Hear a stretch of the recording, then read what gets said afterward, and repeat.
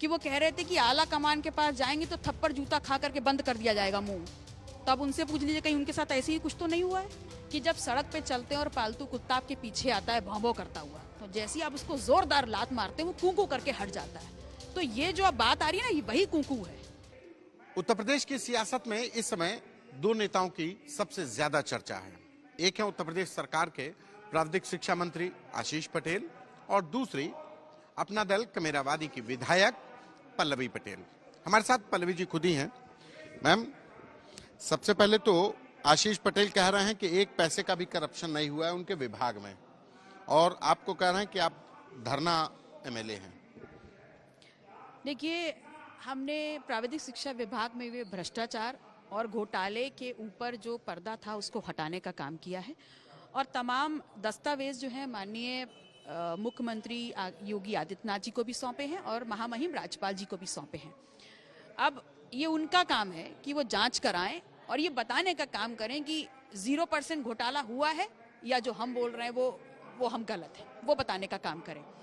और रही बात कि कौन धरना मास्टर है कौन नहीं है, तो धरना, प्रदर्शन, लाठी खाना, जेल जाना, आंदोलन करना, ये सब किसी के संघर्ष का प्रतीक होता है। और जिनको मुफ्त में, फ्री में दलाली करके बड़े बड़े मलाईदार पोजीशंस मिल जाती हैं, वो दूसरों के संघर्षों का उपहास ही बना सकते हैं। तो ऐसे लोगों की क्या बात करना। वो लेकिन आपके संस्कारों को, आपकी जो भाषा थी उसी को लेकर के वो कह रहे हैं, आपके संस्कारों पे अब सवाल खड़े कर रहे हैं वो। तो देखिए, मुझे नहीं पता, अभी जब मैं मीडिया बंधुओं को एड्रेस कर रही थी, आप थे या नहीं थे, तो मैं अपनी बात पुनः आपके लिए दोहरा देती हूँ कि जब सड़क पे चलते हैं और पालतू कुत्ता आपके पीछे आता है भौं भौं करता हुआ, तो जैसे ही आप उसको जोरदार लात मारते हैं वो कूकू करके हट जाता है। तो ये जो अब बात आ रही है ना, ये वही कूकू है। आज संस्कार याद आ रहे हैं। इससे पहले जब आप इसी सदन में निर्वाचित होकर के एक महिला विधायक जाती है, आप उसके लिए आइटम जैसे शब्दों का प्रयोग करते हैं, भरी सभा में अनाउंसमेंट करके आप धरना मास्टर जैसे शब्दों का प्रयोग करते हैं, तब आपके संस्कार कहाँ चले जाते हैं? आप अपने घर की बहनों के लिए, माताओं के लिए, महिलाओं के लिए क्या इन्हीं प्रकार शब्दों का प्रयोग करते हैं? और चलिए छोड़िए जयचंदों की क्या बात करना, मैं आपसे कह रही हूं कि ये तमाम चीजों के बीच में ये सब चीजें बकवास हैं, कोरी बकवास है, निराधार है। अगर सबसे महत्वपूर्ण कोई है तो वो ये बात ये है कि प्राविधिक शिक्षा विभाग में घोटाला हुआ है, भ्रष्टाचार हुआ है, लोगों के अवसर लूटे गए हैं, सौदेबाजी हुई है और जम करके पैसे की वसूली हुई है। इसकी जांच हो जानी चाहिए। अब लेकिन आशीष पटेल को कह रहे हैं कि कांग्रेस के प्रदेश अध्यक्ष अजय राय ने कह दिया हमारे साथ आ जाएं वो अब। देखिए, मैं तो राहुल जी से कहना चाहूंगी कि क्या कांग्रेस में भ्रष्टाचार और भ्रष्टाचारियों की कमी रह गई है क्या, जो बाहर से भी बुला रहे हैं? इससे बेहतर होता कि वो जो भारतीय जनता पार्टी की सरकार में भ्रष्टाचार हुआ है ना, उसमें हमारे साथ खड़े होकर के भ्रष्टाचार के विरुद्ध लड़ाई लड़ लेते। वो भ्रष्टाचारियों को अपने साथ बुला रहे हैं, बताइए। एक आखिरी सवाल कि अभी आशीष पटेल के मुख्यमंत्री से मुलाकात भी हुई है, मुख्यमंत्री कहा गया कि मुख्यमंत्री ने शांत रहने को कहा है, क्या मानती हैं बातचीत का सिलसिला ये मुख्यमंत्री ने बुलाया और क्या हुआ?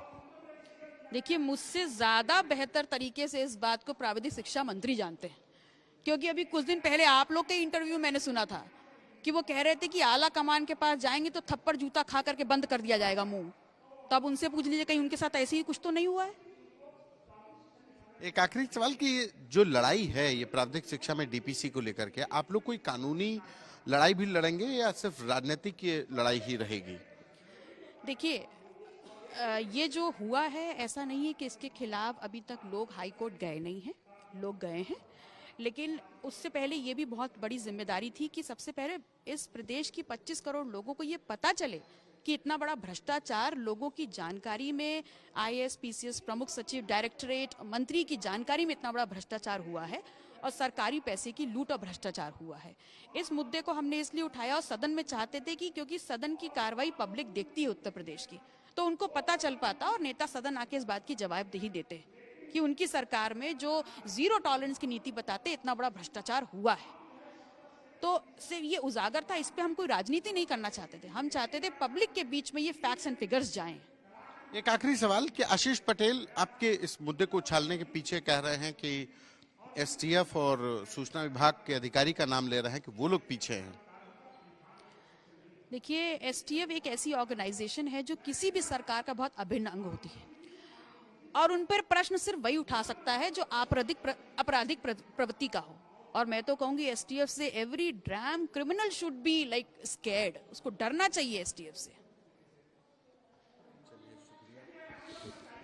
ये पल्लवी पटेल हैं जिन्होंने बेबाकी से अपनी बात रखी और साफ कहा कि प्राविधिक शिक्षा में डीपीसी को लेकर जो घोटाला हुआ है, जो वित्तीय अनियमितता हुई है, उसको लेकर कानूनी लड़ाई पहले से लोग लड़ रहे हैं, लेकिन बात इस बार पब्लिक के बीच में इस पूरे घोटाले को लाने की थी। कैमरा पर्सन रोहित के साथ संतोष कुमार।